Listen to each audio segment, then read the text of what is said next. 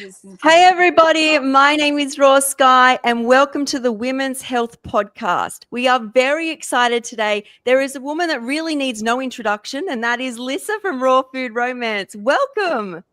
Oh, thank you so much, Sky.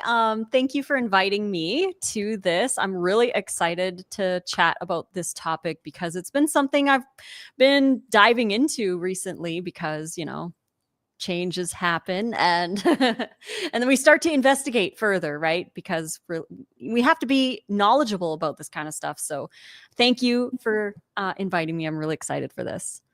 Oh, we love having you. And we've got Dulce, Marabella, Larissa, Marsha, and KiKo on the panel as well. Hey guys. Hello. Thank you, Sky, again for organizing this. I'm so excited to hear what Lissa has to say and question her. I love that. I love that so much. Now, let me give you a little overview in case you don't know who Lissa is. Lissa is a Wonder Woman, and I could stop there, but I will go on and say she's been following a raw vegan diet since 2014.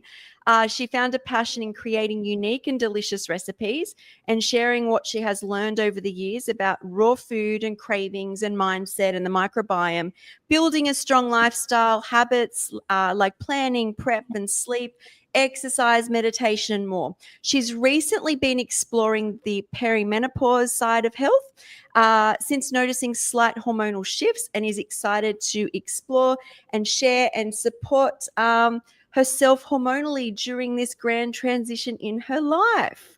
So without further ado, Lissa, I will put you on the main stage, and if you just share about your journey, but then bring us into where you're at with the hormones, that would be amazing. All right, let's go. So, like you said, in 2014, I went raw. So I've known about raw food since 2004. That's when I kind of discovered it, started resonating with it, understanding it more. But for the decade between 2004 and 2014, I would always do like a high fat, low calorie version. And I wasn't eating a huge amount of fruit. Like I do berries, apples, those kinds of things.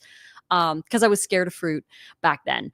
And I would eat really high fat, lots of avocados, nuts, seeds, and I had oils in my diet back then. So it was really hard to maintain a raw diet that way. I had a lot of cravings.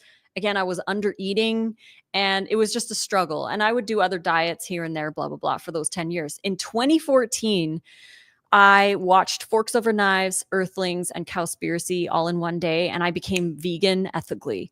So from there, I was like, well, raw makes the most sense because that's what I've always known.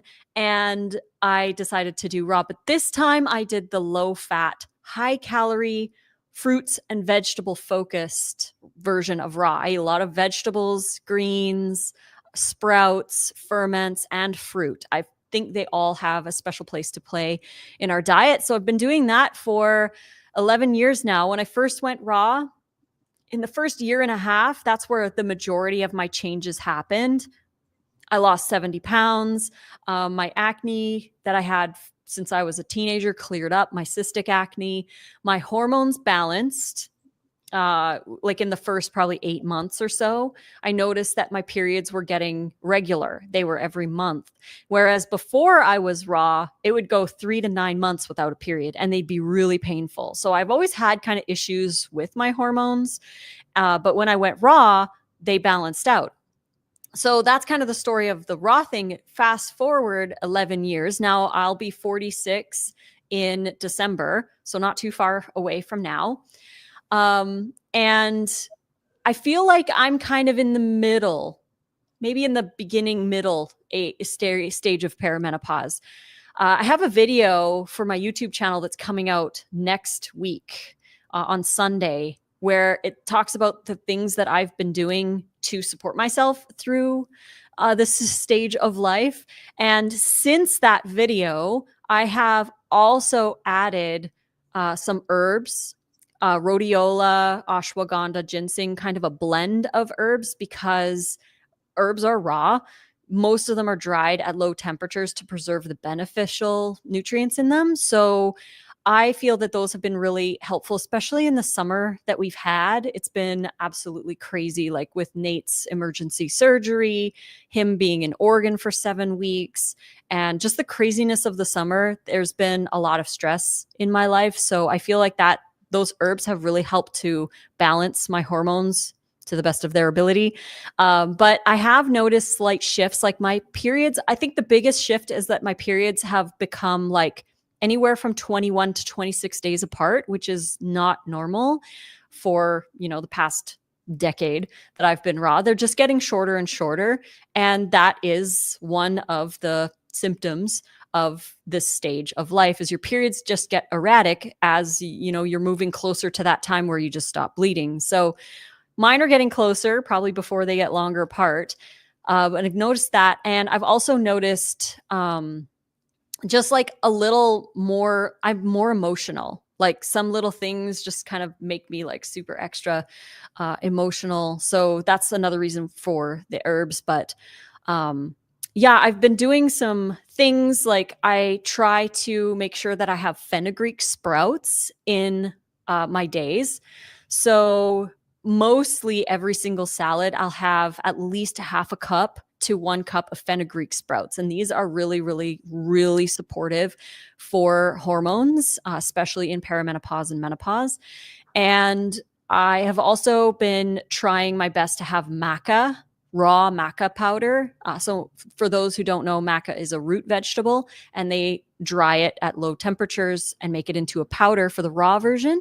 And the raw maca is really supportive for the hormones.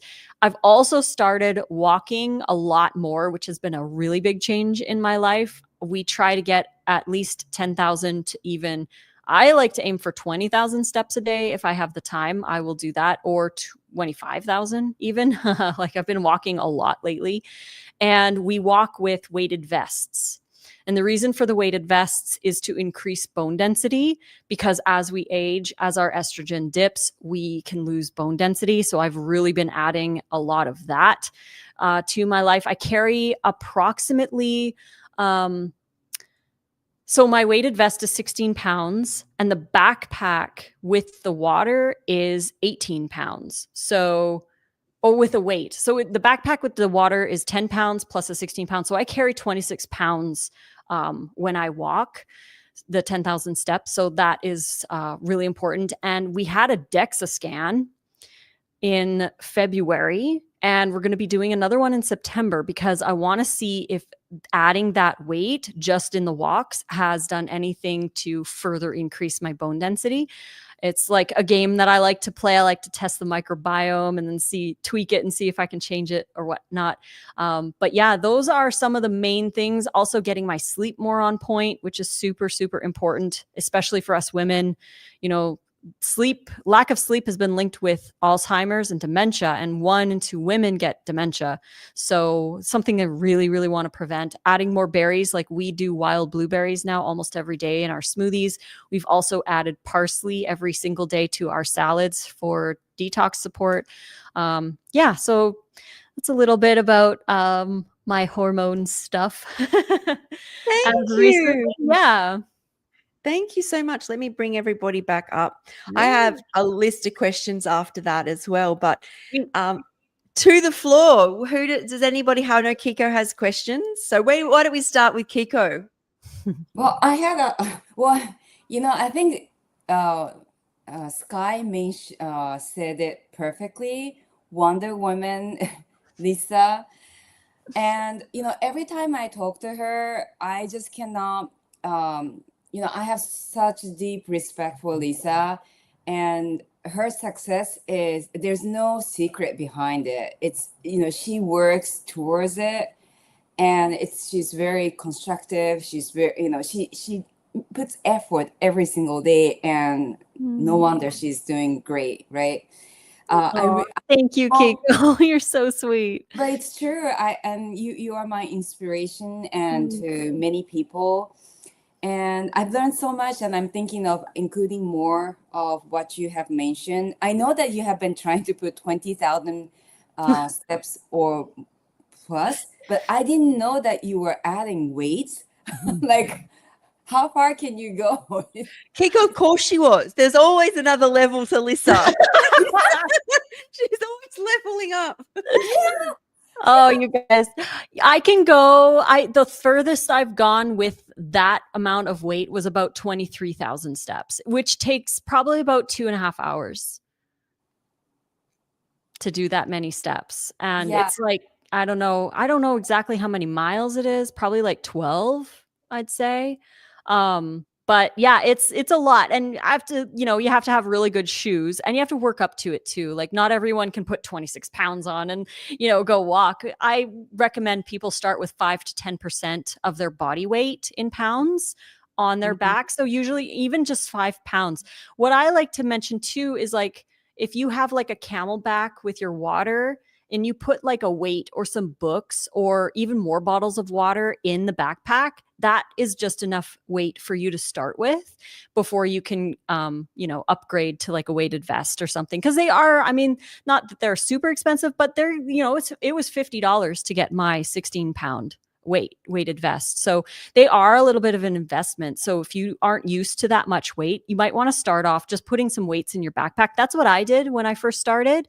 I put, I have this like 8-pound dumbbell that I put at the very bottom of my backpack. So between the 8-pound dumbbell, the 2.5 liters of water and the backpack itself, that was 18 pounds. So I started there. And just the backpack with the water was 10 pounds itself. Like I just weigh it, right? So it's nice to start out slow and work your way up. And then, as you get more conditioned, you can add more weight and things like that. And another reason, like a side reason for doing that is Nate and I like to go overnight backpacking. So we have like our big like hiking backpacks where we pack our tent, our food, and all the gear that we need and all the water that we need because we're in the desert. There's like no streams that we can pull from. So we have to bring all our water up there and we'll hike up to the top of a mountain. We'll pitch our tent. We'll eat our food. We brought burgers up there one time, and wraps we'll bring up there. So in order to carry a 40-pound backpack, I need to condition myself to be able to do that and to take them up on the mountain. And we do it all raw, which is really great. But yeah, just work your way up, and including more of the weight. Yeah, it's interesting. I think Jennifer also talked about the importance. Jennifer Diamond, she Yes. has the best. Yes. But I always thought that having a weight on your shoulder is not a great thing. Like I would prefer to have it around the waist. But do you have anything to say on that? When you have it as a weighted vest, like it's different than the backpack. The backpack, you have a lot of the weight kind of pulling you back, sort of. Whereas with the weighted vest, it's more of an even weight, like front and back. And it feels actually pretty good. Like once you get used to it, and you don't have to wear it all day. Like they say usually just 20 minutes to 45 minutes. That's what I've heard. And if you can do it longer, then that's better too. But it's like leaner people have less body weight on their bones. And that's why people who carry a little bit more weight naturally on their bodies have denser bones because the bones have to, carry all that extra weight. So they tend to have a little bit more denser bones than leaner people do. So that's why it's important to add that extra weight for the tension to kind of stimulate the bones. And I've heard, and I don't know how true this is, but there's like an electromagnetic thing that happens with the tension. That's why weightlifting is so important for maintaining bone density. It like creates this like electromagnetic pressure in the bone, in the cells, which stimulates the calcium to be absorbed. And, like it actually makes stronger bones with that tension. So yeah, if you prefer having it around your waist, I mean, any extra weight on is going to be beneficial. Yeah, it's so important. Thank you so much. I have other questions, but I'll let other people. I'm an open book. Ask me everything. Thank you, Lissa. Who else wants to ask a question? I would love to ask.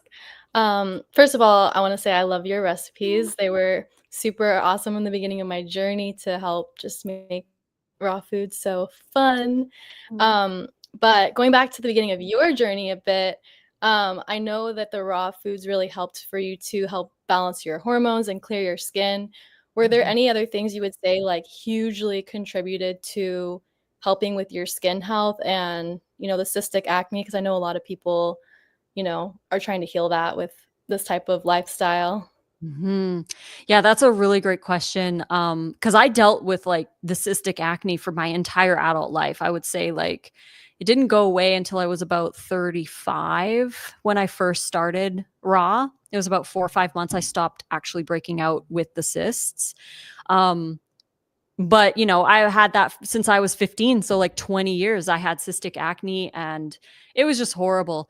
I would say the biggest thing that helped with my skin, and this is what I only discovered in the last couple of years, and looking back on my life, I would say this is the reason, is fixing my microbiome, fixing my gut. When I first went raw, I didn't have the funds to eat a lot of tropical fruit because in Canada it wasn't as widely available, and plus it was like $8, sometimes $10 for a pineapple, and I was just not able. Oh yes, guys, sharing my before and after It's skin. dramatic. It's, if anyone hasn't seen, like, that is a huge hormone balance that you did.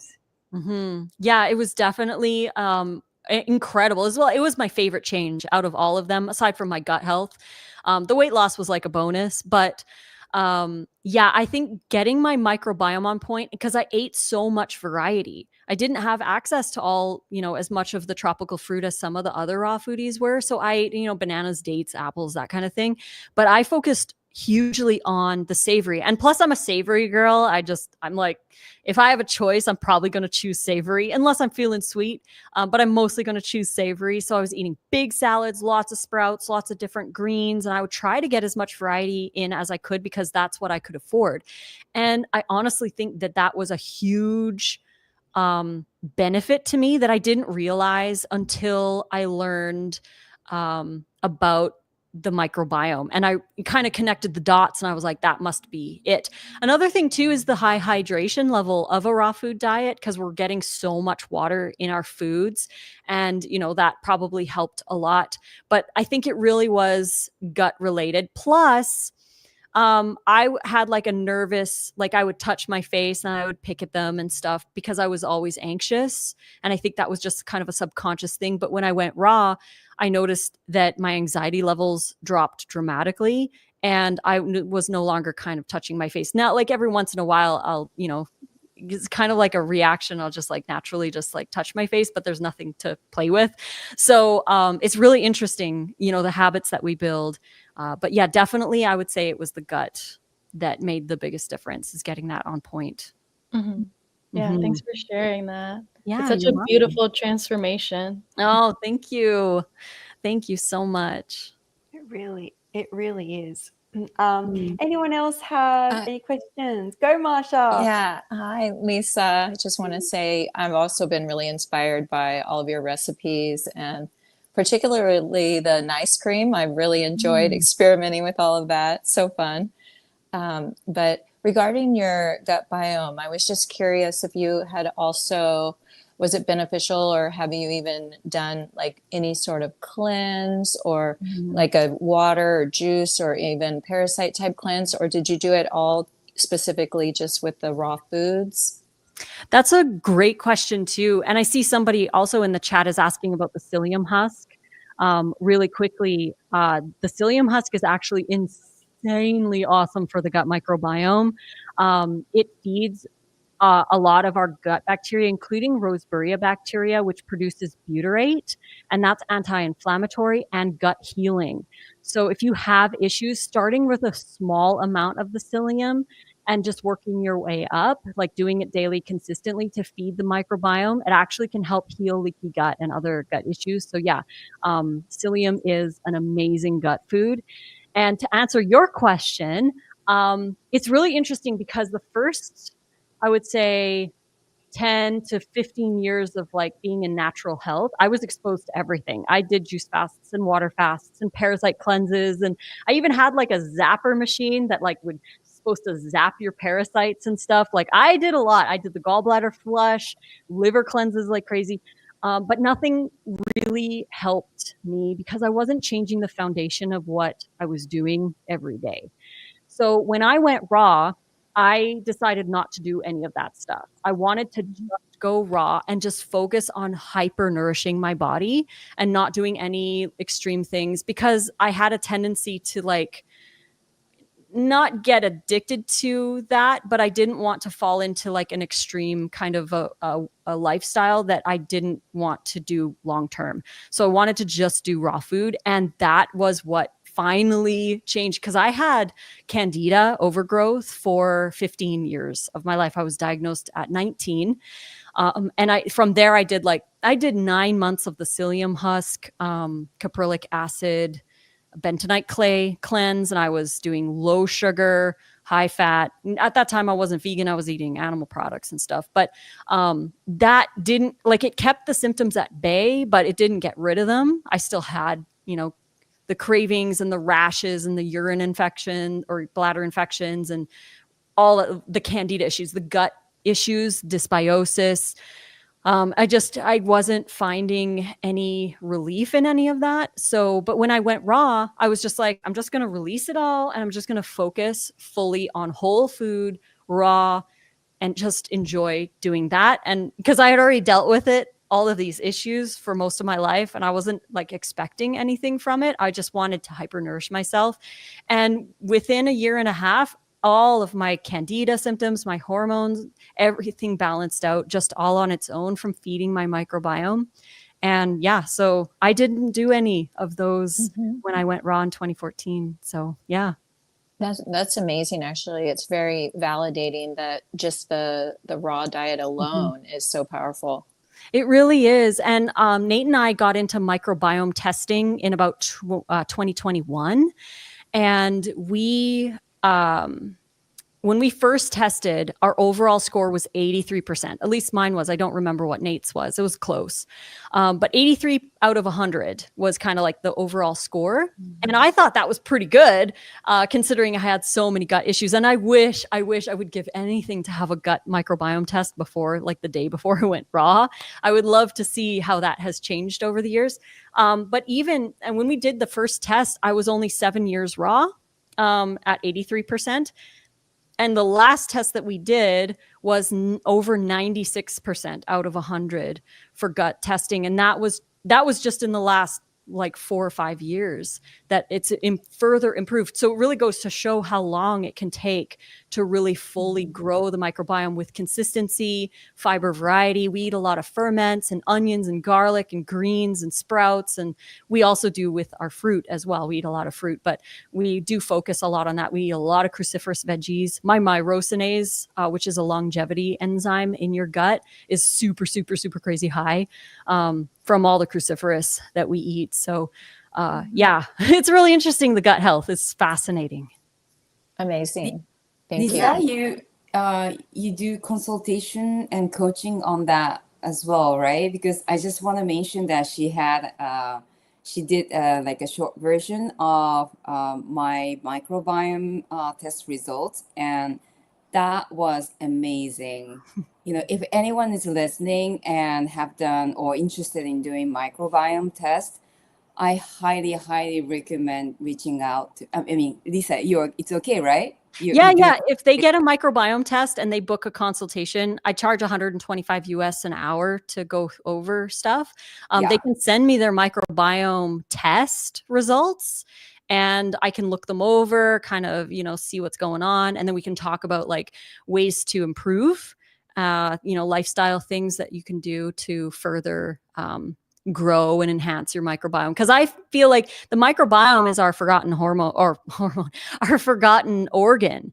And it's actually considered an endangered species because of our diets, our modern diets. Like we don't have the microbiomes that we did way back in the day when we ate a crazy amount of variety out in the wild trying to survive, right?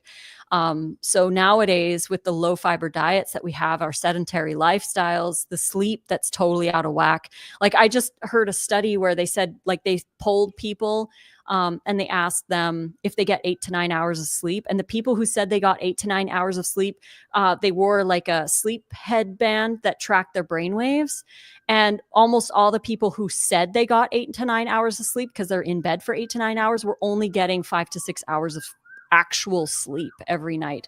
So even though you might think you're getting enough sleep, you might not be. So there's that as well, you know, all the stress and the cortisol, and because we're talking about perimenopause, you know, when your estrogen dips, so your sleep is disrupted. So it's hard to get that full sleep. And, you know, studies show that sleeping less than 6 hours a night is one of the leading factors to Alzheimer's and dementia. And we don't want that, right? So we have to cleanse the brain. And the brain is only cleansed while we sleep. It has nothing, like you can't do anything diet-wise to clean your brain. You need to sleep to get that fully detoxed. Yeah. So I'll just bring this up. Sorry, just quickly. Where did somebody get that test? So there's a few places. In Australia, I think it's microbiota.au, I think. Don't quote me on the website, but you can Google search microbiome testing in your country, because there's different countries. You can't always use this. Like we use Ombre, which is OMBRE lab. That's the one that we use. We do the test, which is just an at-home test. They ship you a box with like a swab, and you take a rice-sized sample of your stool that hasn't touched anything. And you put it in this little vial of liquid and you ship it off, and then they test the microbiome and send you results, and they give you tips and ideas and stuff. What we do is we download that data and we upload it to a different website called BiomeSite, SIGHT.com. And that one is in the UK. So if you're in the UK, that's a great one. We would love to test with BiomeSite, but we can't get that here in the US, as far as I'm aware. There's also, for the Canadians watching, Viome.com. It's not biome, it's Viome with a V. That one is, they're US. So if you're in the US, you can get Viome too, but they do Canada. So you can get that test. It's a little more expensive because the shipping is a lot, because you're shipping live body samples over the border. So it is a little more expensive for shipping, but you can get that one done. So those are a few places, but Ombre Lab is the one that we do. And we're testing only once a year now. We used to test twice a year while we were like playing around with it, but now we just test once a year just to make sure. And on a side note, for those who have been hearing about what's happened with Nate and his emergency surgery and all the antibiotics that he's been on, he's got one more round of antibiotics because he just had the infected tooth pulled yesterday. At the end of his round, we are going to do another microbiome test to see how the last month has affected his microbiome, because he's been on a lot of pain meds and stuff with that abscess, and he had emergency surgery, and like it was pretty scary. But that is going to be really fascinating to discover. It will definitely, that will be very interesting. Just, I know this is not on topic, but because when they do those type of tests, they put in some like local antibiotics at least. Has he craved more fermented foods or anything? Just off topic here. Oh, that's interesting. I don't think necessarily. He's been eating a lot of coconut yogurt. So that's been something he's been really into. And he's actually wanting to write an ebook for people who are in recovery for dental problems, who want to stay raw and get a lot of, bone focused nutrition to help heal the jaw after like a tooth extraction or an implant or something like that. So he wants to write a book about that, because it would be really important for people, and also for people with TMJ or dentures. There's a lot of people who want to do raw but can't, because they can't chew properly, or they have other dental issues.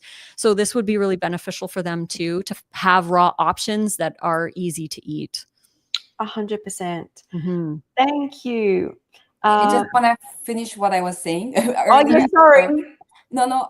So when I did microbiome test like years ago, and that was like I also took some antibiotics like some years ago before that.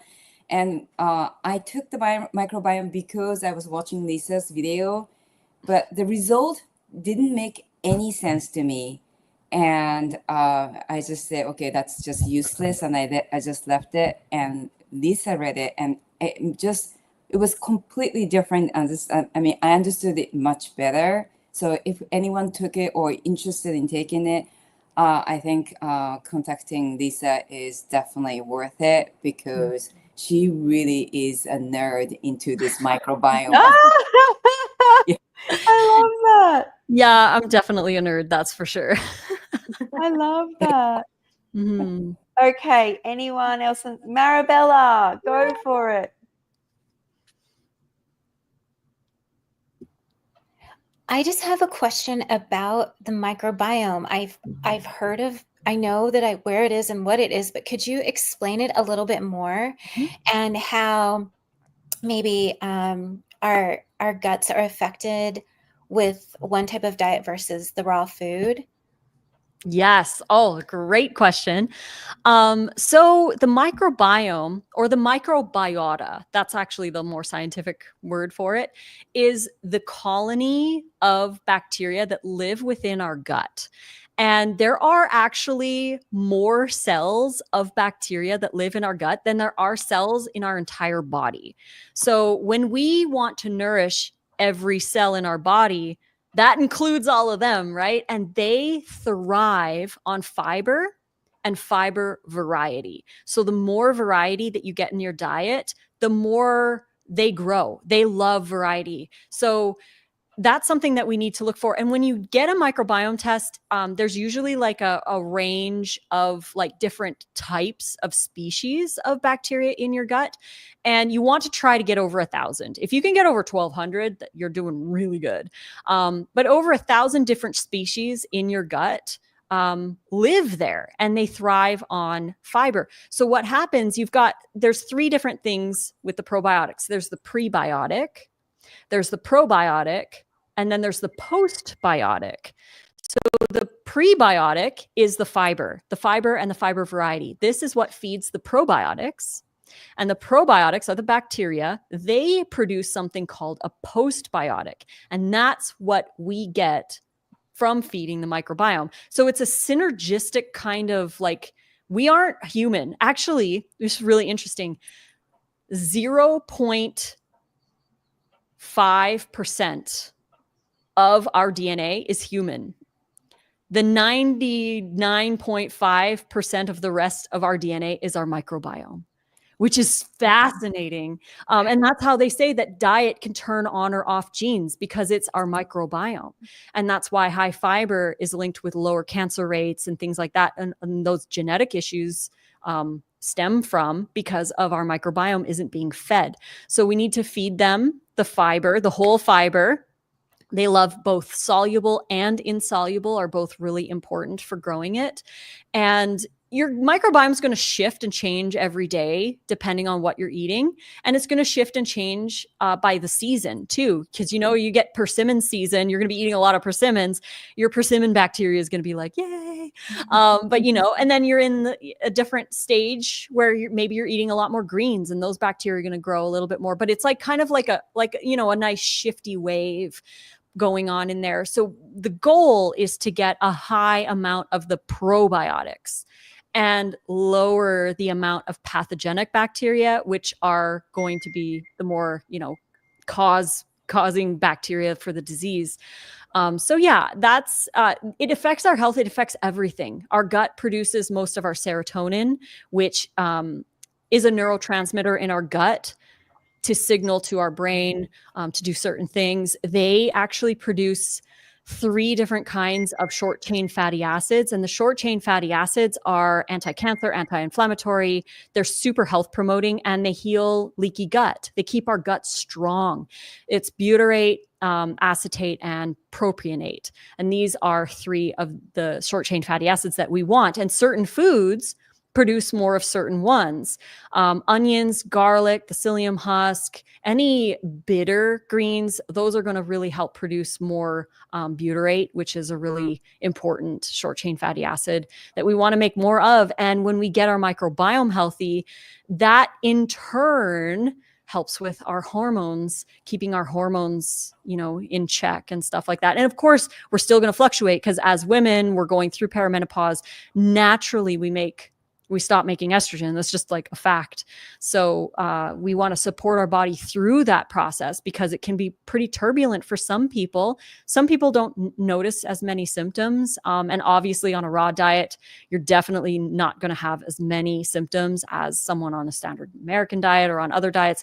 But the microbiome does shift based on what you're eating. If you're eating, like a lot of animal products, which have zero fiber, those are going to feed putrefactive bacteria. And, you're not challenging your gut with fiber. So a lot of people who do really low fiber diets for long periods of time, they sometimes go back to eating animal products and they're like, my gut is flawless, but they're not eating any fiber. Like they're not actually challenging their gut.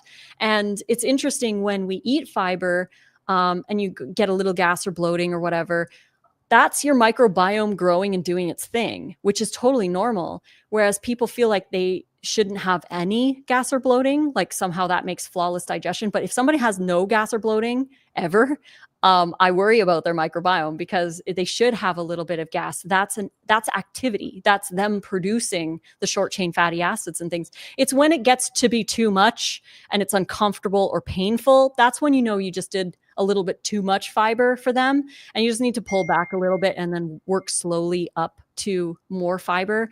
That can be really helpful too. But yeah, I hope that answered your question. Thank you so much. I appreciate that.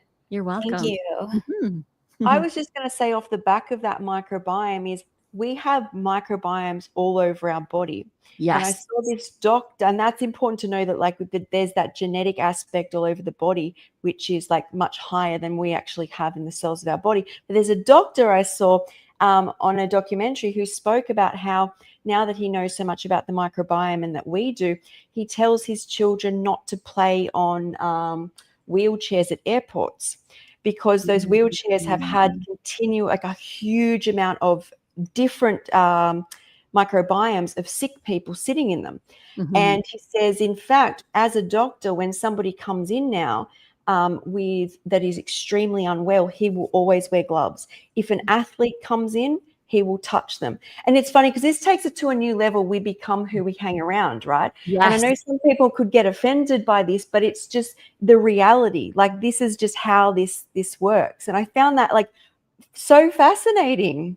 It is so fascinating. And another thing that's really fascinating along the whole lines of like we are who we hang out with, back in the day when we used to do a lot more fermenting, we would share the ferments with those in the community. Like we would make a sauerkraut, you get your hands in the sauerkraut and you get your bacteria in the sauerkraut. Even though everything's sterilized, you wash your hands or whatever, they're still on your hands. They don't fully go away, but you're making the sauerkraut and then you share it with your neighbor. And your neighbor might make you kimchi or something and you trade these ferments. Yeah. And so the whole community would have, sharing of the bacteria. So that's another thing along those lines. Whereas, families that eat together tend to have the same diseases because of the bacteria that they share, the same foods that they eat, the same type of lifestyle that they typically lead.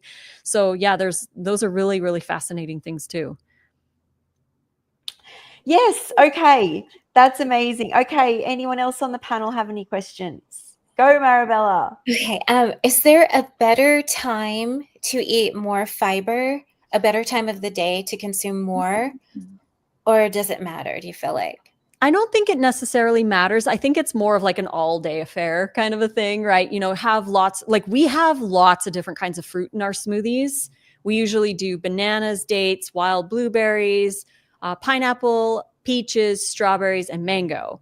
That's usually what goes in our smoothies, and orange as well, lemon juice too. So we kind of we try every meal to have as much variety as we possibly can. So lunch is typically, like 2 or 3 different kinds of lettuce with tomatoes and cucumbers and bell pepper and things like that. And then dinner, we try to have different things if we can. You know, not every day is the same, but we'll do like heavier leafy greens with dinner, kale, dandelion greens, radicchio, endive. And we do that with our more like fat dressing where we put a little tahini or whatever in it. So throughout the day, we strive to have like a wide variety of different foods as best we can. But yeah, I don't think that there's necessarily a specific time. I think it's any time is a good time. Thank you. Yeah. Can I just ask, you know how you finally healed yourself with your microbiome and lots of fiber, and a lot of your issues look like they were originally estrogen dominance, like the excess acne and then the weight gain. Do you think it's really important for women with estrogen dominance to have that, the fiber, because estrogen is redumped back in the gut? If you are constipated, it then gets reabsorbed in like a toxic way. So that's what I'm thinking, listening to all these cleanses you did, is they haven't really fixed the fact that you need to have this gut, like a super gut, right? Yeah. And so I was talking about this earlier. In our school, we have a community, and we did a whole talk today, this morning, about supporting daily detox and the things that we can do where we don't have to force ourselves into detox, because our bodies are detox, you know, Wonder Women, you know, like we have all these detox organs and they work all the time nonstop. That's their job. So what I found, I think, was something that really helped me is because estrogen is filtered through the liver, and we have 2 phases of detox in our cells and our liver, phase 1 and phase 2. With phase 1, the body takes whatever molecule it is, either, you know, estrogen, but mostly like toxins, chemicals, and things like that. And what it does is it converts it into a highly reactive substance. This highly reactive substance causes a lot of oxidative stress, and, you know, it's damaging to the body. That's where phase 2 comes in. Phase 2, the body takes either sulfur, which is why garlic and onions are absolutely amazing. You've got either sulfur, glycine, or glutathione. Those are the main 3. There's other things, but those are the main 3, especially glutathione, binds to this chemical and makes it inactive. So you get phase 1, where it makes the chemical inactive, so it's easy to release, but it's more reactive in the body. It's more harmful. And then phase 2 inactivates it so that, you know, makes it water soluble, so you can pee it out, goes through your feces, that kind of thing. If you are not supporting phase 2, which is high fiber, lots of cruciferous veggies, which gets you everything you need to make glutathione. They're also sulfur rich, onions, garlic, those kinds of things.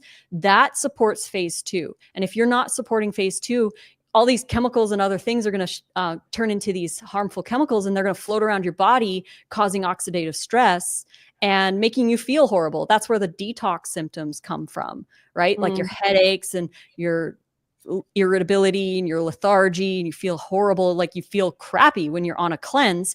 Most people are not consuming enough of the phase 2 supportive nutrients to help with that, you know, the inactivation of those harmful chemicals.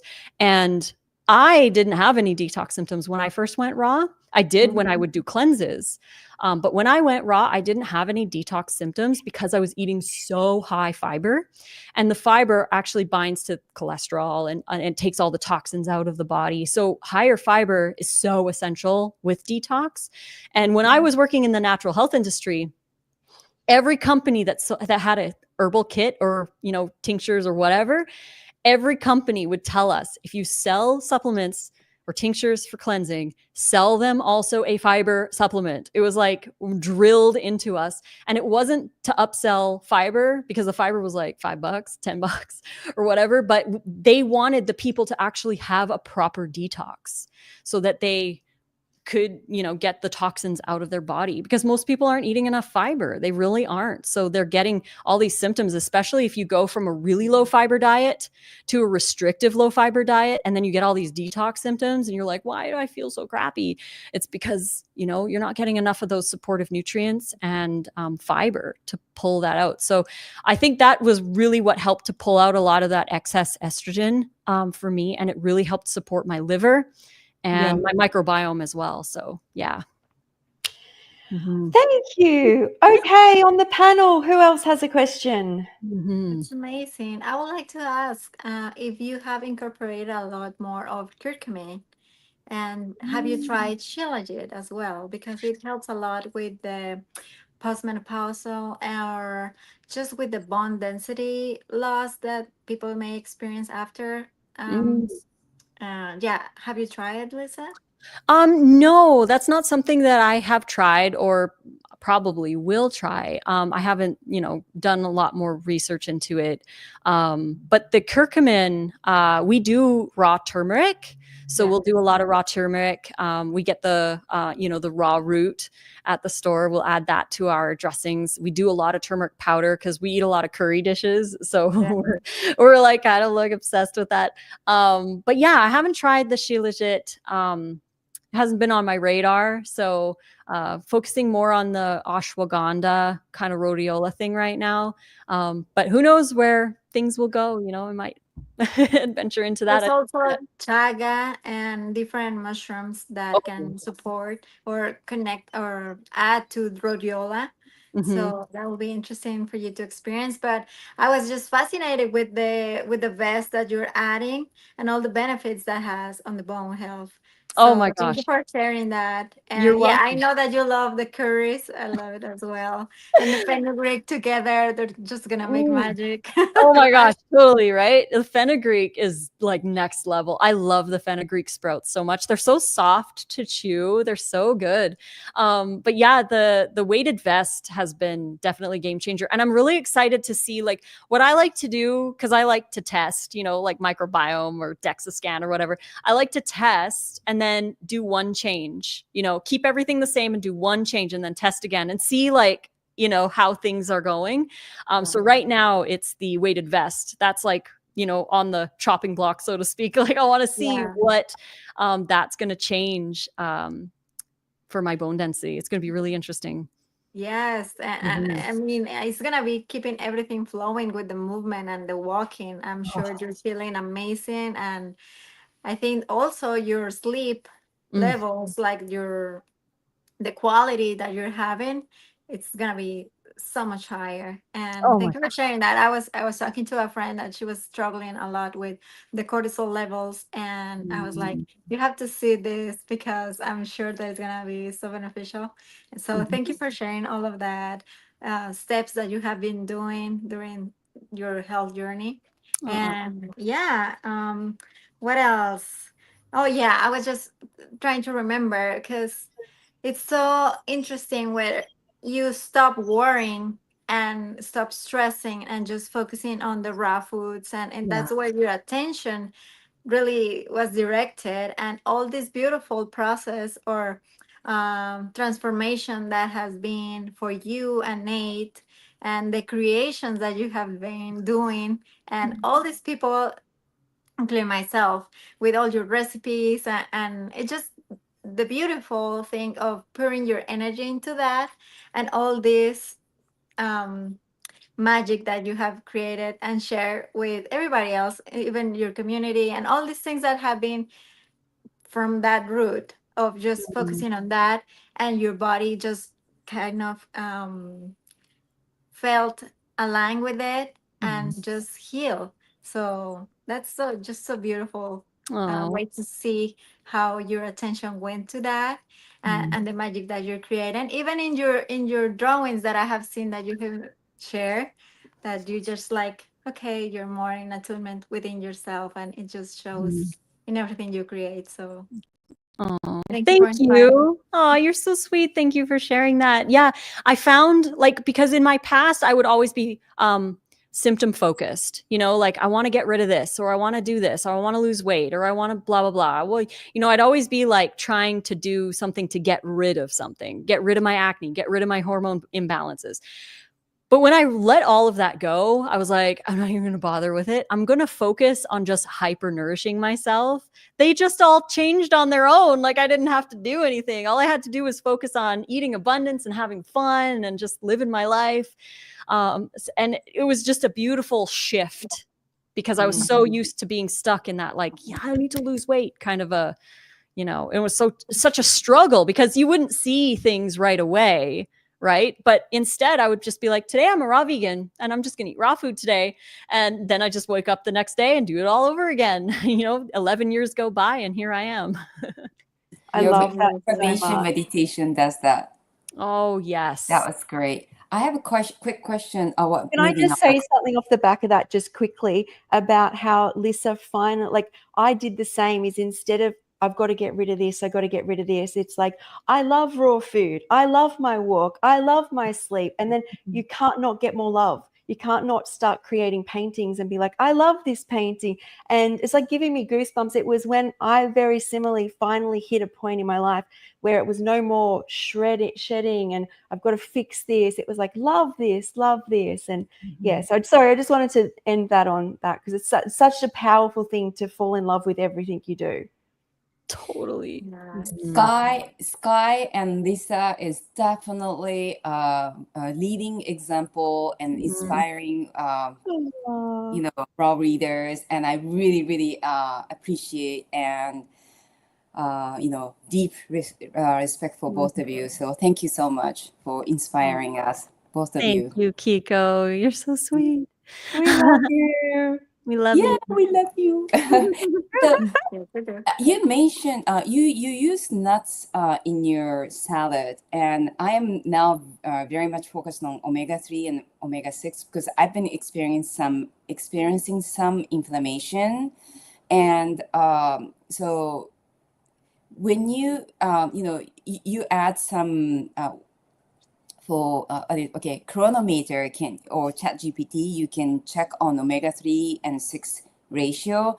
And I have been playing with that, and I'm quite surprised that even if I pay attention to omega-3 fatty acids, which is chia seeds or flax seeds, mine doesn't go up to 2 to 1. I'm trying to get to 4 to 1. And I'm listening to you, I'm thinking that yours won't also go to, it would be higher on omega-6 fatty acids. Is that correct? Or Yeah, I would say some days that we're usually around the 4 to 1 to maybe even like 6 to 1. Really? Isn't always ideal. We do the cashews but we don't do a lot as much. Like we try to keep our like nuts that are omega-6 rich to about a shot glass a day. That's ideal. It's not like that every day. But the striving is, a little shot glass, which is probably about 2 tablespoons worth of chopped nuts. That's the amount of omega-6 that we'll use. And then we do 1 to 2 or more tablespoons of chia or flax in the day. And that can help to balance it. But also omega-3, there's a lot of omega-3 in berries and greens. So you're actually getting a fair amount in there that might not necessarily be tracked. Like if you're just looking at fats alone, like if you're comparing a quarter cup of cashews with 3 tablespoons of chia, and you're just comparing those two, yes, the ratio is going to be way off. But if you do everything that you eat for the day in chronometer, and that's why ours is about 4 to 1, because if we include everything that we eat in a day, a whole head of romaine lettuce has 70% of your omega-3s for the day. A whole head of romaine lettuce. Berries, specifically blackberries, are really high in omega-3 as well.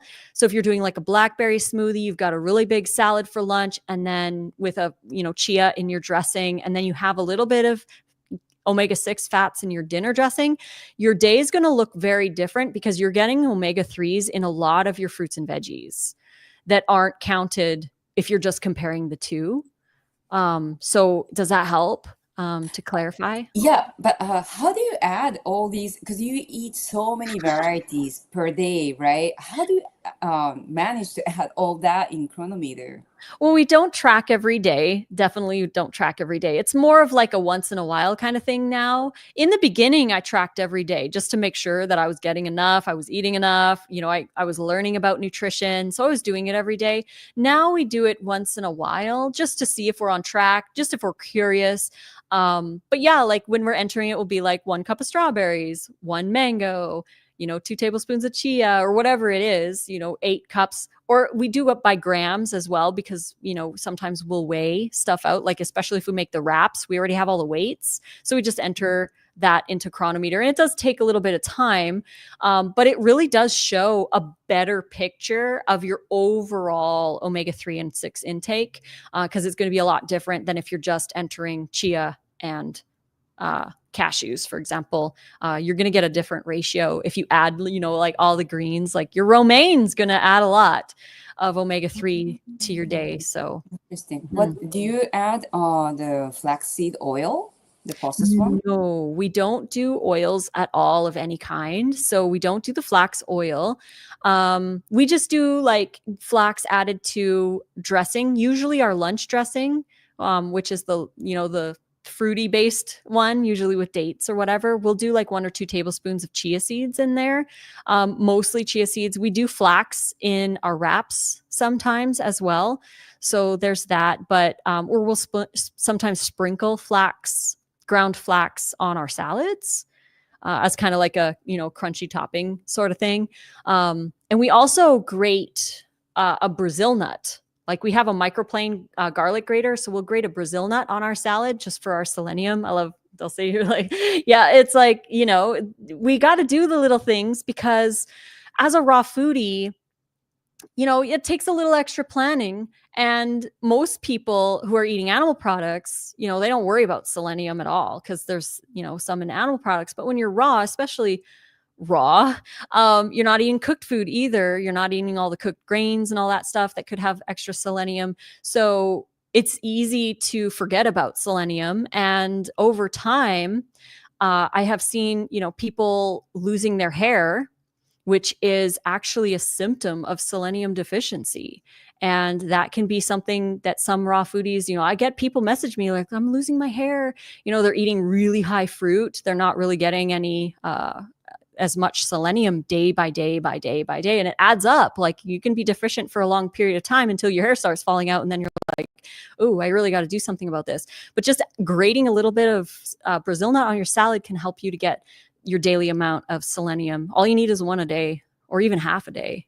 You don't need a lot. Yeah.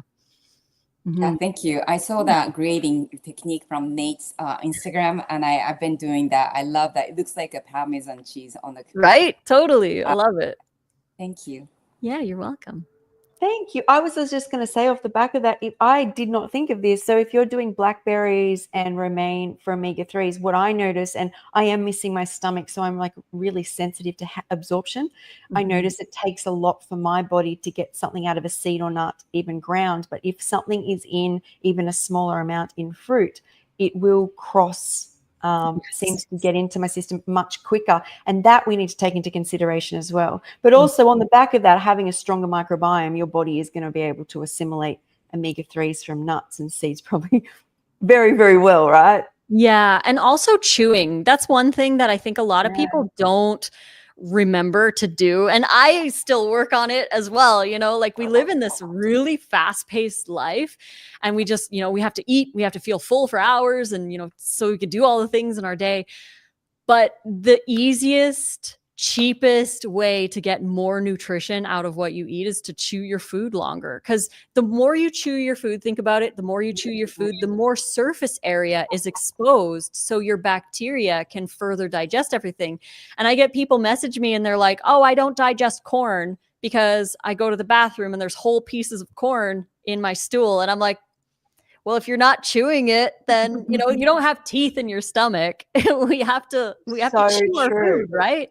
And the rest of our digestive tract looks up and is like, hey, you didn't do your job, right? Like we have to chew. This is where digestion starts. If you don't do a good job up here, it's not going to do very well down there. So yeah. Yes. And also how important is the microbiome in our mouth?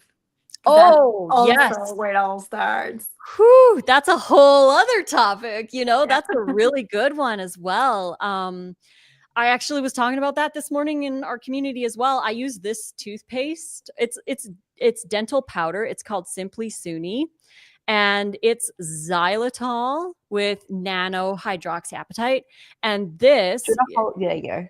Thank you. Yeah, it's a vegan. It's strawberry flavored. I really like this one. This is my favorite. I just got it off Amazon. And you just wet your toothbrush and then dip it in there and then brush your teeth with it.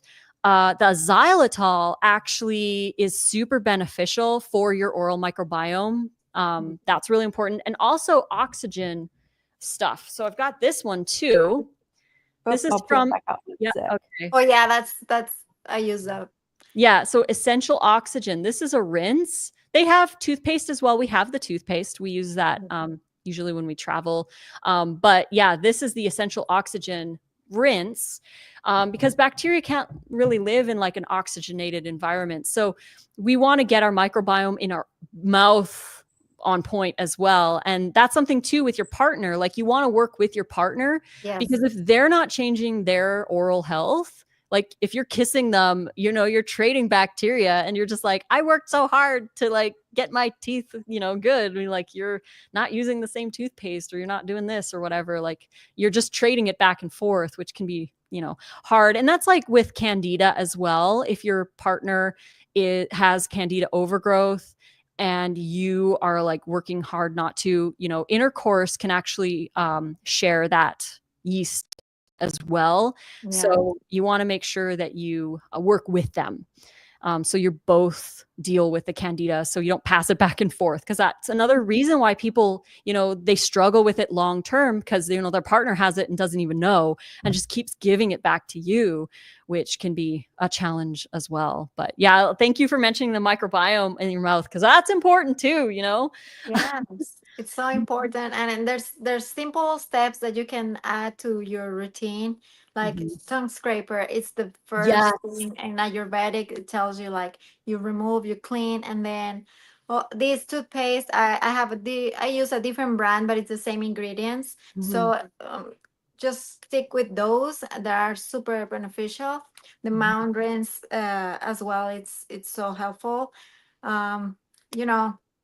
One thing that I incorporated was mouth tape because all the saliva, it's like what it's keeping your microbiome and the to keep away the cavities. It's basically the saliva is what is working. And if you are having um, a way of, how do you say, an airway that it's blocked during your sleep and you having your mouth open, It that dries it saliva out. Yeah. dries it up, and the xylitol it's perfect to have more saliva.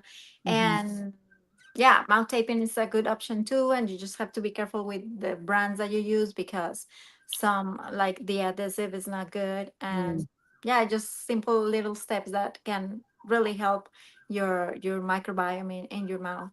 Totally. I love that you mentioned all those things. They're so important and easy to do. Like you said, like just tape your mouth, you know, because another thing too is your saliva carries all the minerals. And that's why greens are so important because you can remineralize your teeth through your saliva while we sleep. And that's why you want to keep your mouth closed.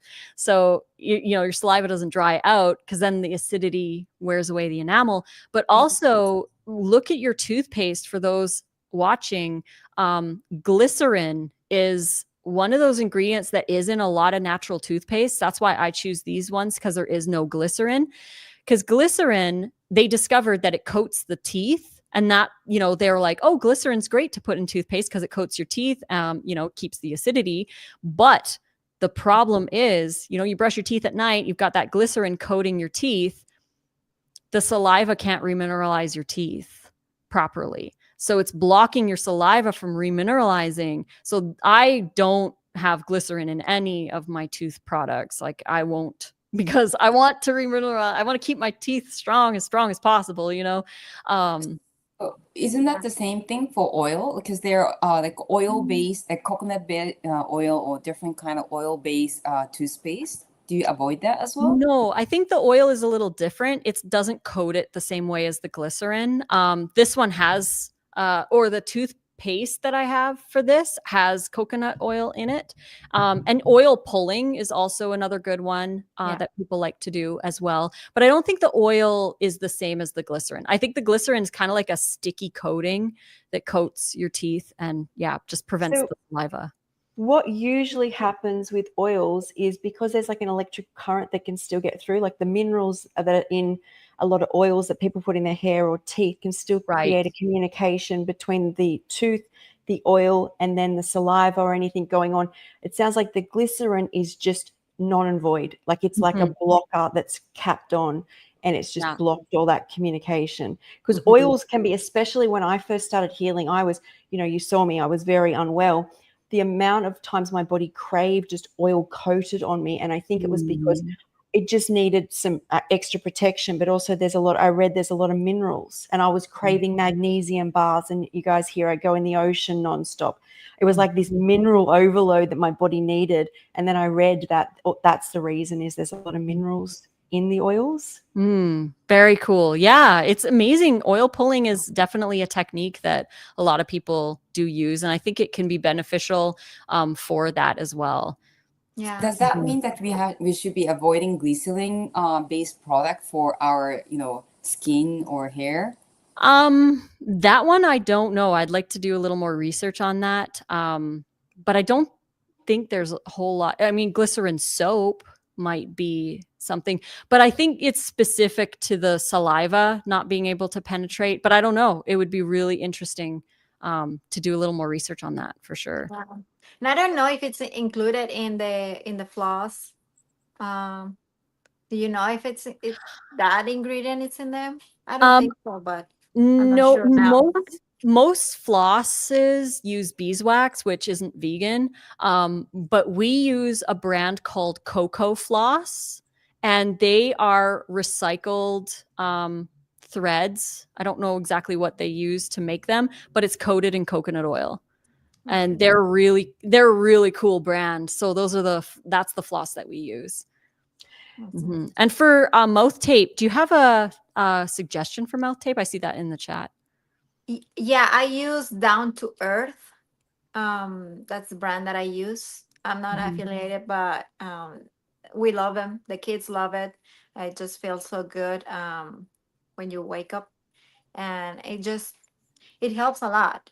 Like there's so many beneficial stuff, even for your spine, the way that you sleep, because it's this blockage of airway that is gonna be just bringing more consequences on your posture, on the way you breathe, and I think it's another topic that you can dive into it, but I think if you're sleeping or snoring or just opening your mouth, uh, it's it's better to have it closed, and it's a way to help you. There's different stuff that for kids I have heard that you can apply to, so you can improve that airway blockages to get better on your microbiome, and also reverse cavities and things like that.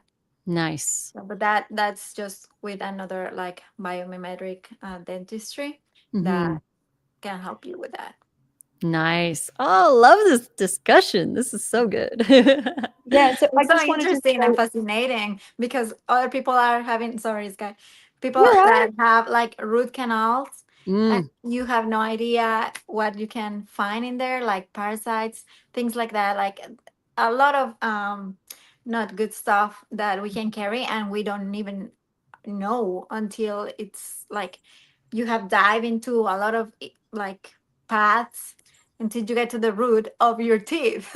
And that's where you discover, and people that have had this wisdom tooth removals, and then they have this like the doctors usually they say no, it's gonna close by itself, but then when you're brushing on those specific period of time that you experience the removal, you cannot like brush properly, and then there's this bacteria and it accumulates. And I have heard people that after years they discover that they have this type of abscess or things like that, and they have to have like a 3D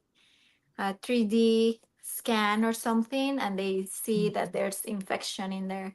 Yeah. So it's so That's interesting. I would love to hear. Yeah, that's all of totally what this. happened, similar to Nate with his emergency surgery. What happened was he had a tooth that he had worked on since he was a kid. He had a filling in there when he was a kid, and then when he was in his 20s or whatever, I don't know what age, but he had it refilled. And then he had, just about 6 years ago, he had the mercury filling removed and replaced with ceramic. So that tooth had a lot of work done to it. And just last month, he had some pain. So he went into the dentist and they were like, oh, there's a little decay behind the filling because the filling was cracking. It was falling off. So they wanted to re-drill. When they re-drilled, that tooth had been so traumatized over his life that it just cracked down to the root when they drilled into it.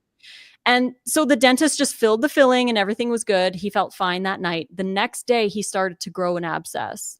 And for the next 3 days, we weren't even in Nevada. We were in Sedona we were catering a raw food retreat. He went to the ER 3 times because every day it was getting bigger and bigger. And finally, on the last day, we left early and we went to the emergency in Flagstaff, Arizona, which is about an hour away. They admitted him immediately. They did a CT scan and they had to drain the abscess. They had like a 10-inch tube in his face. And yeah, they had to drain it. And he was on antibiotics the whole time. And it was just crazy because like the dentist, he got it removed yesterday. Yesterday, they pulled the tooth because, it's cracked to the root. It's dead. There's no feeling left in it. And why keep a dead body part in your face? That's what a root canal is. It's a mummified body part. Basically, like if your toe was gangrenous, you wouldn't mummify it and leave it on. You would cut it off. So unfortunately, that's something that happens. But he had it removed and he'll get an implant. But the dentist was like, the other dentist that we saw was like hardcore. He was like, no, we need to do a root canal. And Nate's like, I will never get a root canal. He's like, I just pull the tooth because he does not want root canals. And I don't ever want root canals either. That's definitely not something that I'll ever do. But yeah, it's scary stuff. I'm so glad he's recovering, and Yeah. so It's been a sorry that he had long- to go through all of this. I know, the emergency surgery and, all his recovery and everything. Like, it was scary. We were worried that it was going to grow into his throat and block his airway. And every time he'd go to the ER in Sedona, they would just send him home with meds. They're like, oh, give it 48 hours or whatever. And he's like, I've already given it 48 hours. They're like, no, keep going, blah, blah, blah. But eventually we had to go to the ER in another city where they had a bigger hospital, and they immediately took him in. They're like, no, we got to get this fixed, So grateful for the people in Flagstaff for helping, but it was crazy. Yeah. So stressful for you. Yeah. Thank you. Yeah, but Okay. I was just going to quickly mention there's some comments coming through down the bottom. I was just going to mention back on the glycerol, the glycerine. I always think before I put something on my body, like coconut oil, almond oil, flaxseed oil, any of them are still to me very close to a whole food. They're not the whole food, but they are not taken to another level. And I think when you take something to another level, it's worth definitely doing more research on because it's extremely concentrated. So I was going to say that. So on down the bottom here, because I did have a root canal, and the only reason I kept my tooth was because there's 2 reasons. One, it was the front tooth, but the second reason was because I have mast cell activation syndrome. Any time in my life, I've had over 60 surgeries, a doctor put something in, which would be so being the front tooth, if it was the back tooth, I reckon I could get away with not actually having a tooth. But if they had to put a brace in my mouth or a new tooth, like a replacement, an implant, implant, my body reacts really badly to foreign objects. So that was why I decided it. But there is some questions down here about what if I've already had it. I've never heard root canals are bad. So do you want to go into that, Lissa? Yeah. So if you search on YouTube, I believe that it's up there. It used to be on Netflix long time ago, but they took it down because they don't want this information out there. It's a movie documentary called The Root Cause. So just go on YouTube and search The Root Cause. That'll give you so much more information about it. But root canals, when we were talking to the dental assistant yesterday, who was like, he was kind of pro root canal. We were like, no, bro, like we're never gonna get that. He was like, really, why? And we were telling him some kinds of things. But he was like so pro. But he also told us, he's like, well, root canals only last like 5 years or so. And then you usually have to get it pulled anyways. And I was like, well, then what's the point? You know, like, why are you going to have this like thing? But some people have it last like 10 years or so, but then something's going to happen to that dead. And plus the bone around the roots disintegrates over time because there's no, there's no tooth there. There's no roots that the body needs to feed. So the bone around the tooth roots where they used to be disintegrates as well. So there's that to keep in mind too. But yeah, if you have a root canal, I mean, this is what we would do. I'm not saying like everyone should do this because everyone has different reasons. Like Sky you have your reasons or what have you, but we would probably just get ours pulled and replaced with an implant. Nate has 3 implants. I was gonna get one in my back because I had a tooth up here that I should have removed like 15 years ago before I was raw. That tooth was like giving me problems a long time ago. But it time for it to come out. So I had it pulled and they wanted to do an implant back there. But because like you said, Sky, like, when it's the back tooth, it's like, oh yeah, I wouldn't, yeah, you wouldn't bother me. I didn't even get an implant there. But like Nate has titanium posts, and his body does really well with titanium. He used to have some in his wrist when he broke his wrist, so he doesn't react to that. But they also have zirconium and ceramic as options as well for the post, for the root, for the implant that you just put on top. So, but it's such a personal choice, like you can't say one way is, better than the other, but the root canal, it's like a low grade infection for the rest of your life that you have that tooth in you.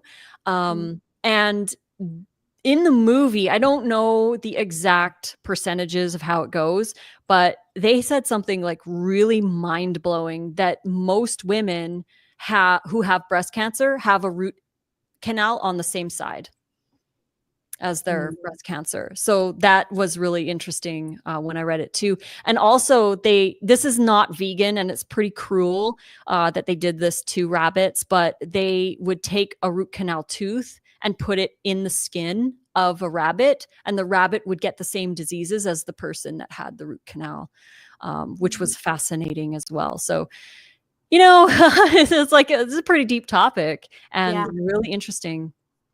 Yeah, I will suggest search for a biomimetic dentistry that is nearby you. There's some you can search it and find because there's a specific type of doctors that are into it, that are certified, and just go for it and do your own research.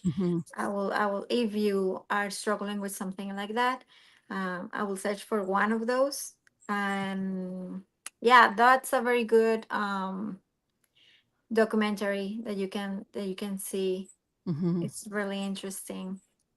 It's a whole story. Yeah.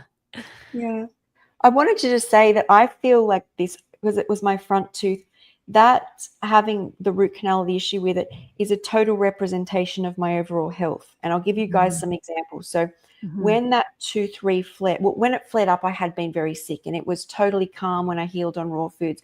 When I got really high into fruits, I started to get teeth problems, including the more fruit I ate, the more this tooth got worse. So I had 2 more surgeries last year. I was knocked out for the surgeries, so there's recovery time. And to be honest, it did not make a huge difference until I got stuck into mineral dense foods, and the pain is completely gone. If I start doing grapes again, it burns across the top, but on the back of this tooth hurting is my gut hurts, that side hurts. It's like, to me, it's like you hear people who they're like, the tooth health is highly related to cardiac arrest health. Like people having cardiac arrest usually have teeth problems as well. But the thing that brought it all home for me was recently I went back to a chiropractor, and a really good one, a kinesiologist one as well. And I swear he corrected something which must have been sitting there for a long time. I'd seen them, but somebody actually said kinesiologists who are chiropractors are much better. And when he set my neck back, the crack went straight through the tooth. As in the tooth went like, it was like being, so it corrected that the atlas bone at the top had twisted, which happens to most people who are on these healing journeys. And as he used the right force from the right angle, I spoke to him for an hour on my journey before we even got into it. It was amazing. And he corrected it, and I felt like my head moved back across, but the sharp electricity that went through that front tooth, and I have not had much. And he's done a small supportive adjustment since, but it's just, I just think it's so true that oral health, teeth health is a great indicator of overall health. And I will say I'm able to get a little bit of fruit back in now, but I use that tooth as my tester. And when it starts, it burns across the top. And as it does, I pull back. It seems the more minerals for me that I get in right now is just like, it's like, give me those like cruciferous and give me any, like it wants even carrots over and herbs over watery. I used to have a lot of cucumber. So really listen to your body and listen to your teeth. Agreed. I know, right? They tell a story. They really Yeah. do. Yes. And depending the tooth, you can also see the meridians and Yes. the organs are connected to it. Yeah. And if you have removed them, you can search what herbs or what foods you can support your body to replenish what they were doing or helping in your body, right? So yeah, you can have a lot of information with that. And I'm happy that happened to you, Sky, that it just like a Yeah. like the switch of it. And it's so interesting because we are electric beings, but there's also different type of fascia releases on your tongue and in because if you think about it, in our jaw we have a lot of tension from all the trauma that our body has been through. So the teeth are going to be like very forced, and there's some different type of movements and fascia releases that you can see and perform, or people can perform on you, because it's so hard to do it by yourself, but you can do it as well. So that's another thing that you can support your body with, in like with some of these movements. And yeah, it's quite interesting. I haven't done the tongue one, but I'm somebody has to do it for me. So I will do it and let you know how it goes. Oh, that's Yeah. awesome. Yeah. I know all the things that we can do for our health. It's just mind blowing, you know? It definitely So is. much. It definitely is. Just a lot of comments. And I was just there's one, I have missed a lot of comments. Sorry, guys, there has been a lot today. But just the name of the dentist that you were saying, Dulce? It's biomimetic dentistry or dentist. So you search about it, and it's just the holistic approach Yeah. of the dentist. We have holistic Biomimetic. dentists. Like, Yeah. so. Okay, that was amazing. I just we are at 8:30, so I will start winding it up. Does anyone have anything they want to add extra before we wind that up? Ooh. Go for it, Marabella. Thank you so much for being here. I've learned so much from you. And I was wondering if you do coaching or counseling, or what does that look like for you? Yeah, so I do one-on-one coaching. It's like a private Zoom call. Again, it's a 125 USD an hour, and we just basically, it's kind of like a brainstorming session, right? Like you fill out a form, answer a lot of the questions, like what type of diet you eat, what are your goals, and that kind of thing. And then we just brainstorm together ways that you can implement it into your life. So we do that. We also have our school community. It's the Raw Food Romance School community. And anyone who's interested in raw food can join. You don't have to be a fully raw vegan to join, just you have to have a love of raw food and you want to add more into your diet. In there, we do monthly challenges, and the monthly challenges have daily posts. This month is a skin health challenge. So there's a new ingredient every day and a lifestyle thing that you can practice. And then we have raw food classes. Nate and I will come on Zoom and we share, at least one is guaranteed, but sometimes we'll do 2 or 3 depending on the month. And then we have our Zoom hangouts, which is what we did this morning. We talked about daily detox support. So there was that. And then we have our ebooks, and I'm on Instagram. People can ask me questions on Instagram. I'm very happy to help wherever I can. So yeah. Thank you so much. You're welcome. I will add all that. I will add all of that as well, where you can get Lissa, get access to all of that, so that you guys can access that. I'll also, everyone here who shared any products or information, I will get off them afterwards, because then I can put that on the post for you guys as well. Does anyone else on the panel have anything before we get going? No, just thank you so much, Lissa, for sharing. Thank you so much for inviting me. This was so awesome and such a great conversation. Because, it's not just about hormonal health, it's overall health. And as we age, our teeth, I'm glad that we talked a lot about that too, because that's another thing that we have to really pay attention to when we get older. But yeah, it's been so wonderful. I love all of you and everyone watching. I'm deeply grateful for being part of this. Oh, we love that. Also, Lissa will be back, if the times all suit and everything. She'll be back on the panel as a regular. So today she was special guest, but she'll be a regular. I would love to join. Yes. Yeah, I was gonna say this was not enough. I have so many questions. I shut my mouth because it's not gonna fit into 1 hour and a half. But yeah, thank you so much, Lissa. You are an amazing inspiration for so many, and I learn. And again, it's just daily adjustment and improvement, right? Even for you have been doing it for such a long period of time. Just improving and improving. It's great. Thank you. Thank you. Yeah, shifting through different stages of life. We gotta move with it. We definitely do. I actually had one last question, and you may have already done this, but where you're at in your life, you are extremely able with, you've evolved into all the different things you do. Have you ever written, or would you ever write like a Lissa starter guide? Because I know people want to do like the baby steps of like things. Or maybe you have something where people can start, because I know they're like, oh my God, she's walking like, what is it? 23 miles a day with a weighted vest, and she comes home and she has this raw delicious dish, and she's got the self-care. And is there a place that may be like, or I just wondering. Yeah, that's a really great idea.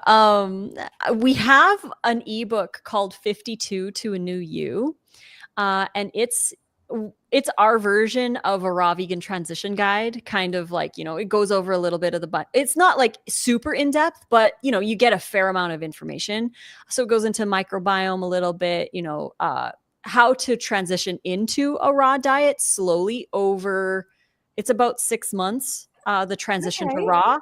And then the next 6 months are lifestyle hacks, like, adding the 10,000 steps a day or doing 100 squats a day. So every week you're doing something new and you practice that for the week. And then the next week you keep that up, but you add another thing. So every week you're adding something new to your change. And you can do it. You could do it in 52 days if you wanted to, or you could do it in 52 weeks, or you could do it over 2 years.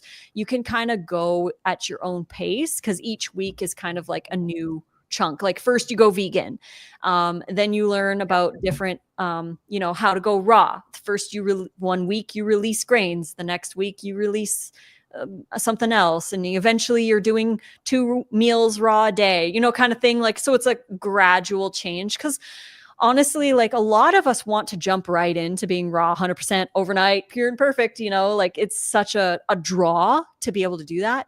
But most people don't have the ability to. Their microbiome might be totally damaged. They might not have the finances or whatever it is. Maybe they just need baby steps, and that's exactly, yeah, that would be the book that we would recommend. But I would love to do more of a personal one. I have when I first went raw, after a year raw, I started writing my journals from day to day, like what I ate most days, and I kept a journal. And I wanted to do like my journaling for the day, and then what I think about it 10 years later, like it's been a decade, when I read it, like what are my thoughts on what my journal entry was like and how I've changed and what I would do differently if I could do it again, knowing what I know, kind of a thing. So that, it's kind of been on the back burner for like 9 years. Wow. But, it's one of my millions of things that I want to actually create, but yeah. Okay, I will link that book specifically as well. So, because I feel like what is come up for me in the community a lot lately is when people just start and they see people like us doing what we do every day, is they forget that I have 4 years, you have 10 years, KiKo has 20 years, there's all these years. And I just thought if there's something that where someone's not so overwhelmed. So Yeah. Sky, when you say that you would link it, you would add it in the description of YouTube description. Is that right? Yes. Okay, great. Thank you. So anything you guys want, you can give me. That you mentioned products, Lissa's all her details, her community, how you can have a session with her, and anything mentioned, we can put down the bottom for you guys. Perfect. Yes. My code for Shilajit, so people can try it. Yes, all of that stuff we'll put below. So perfect. All right, it was such an honor to be with all of you, and Lissa, just amazing for sharing, and everyone that joined us. We appreciate your connection and your comments, and we'll let you know when the next one's on next month. So yeah. Thank you. Thank you so Thank much. you. Bye. Bye. Thank you. Bye.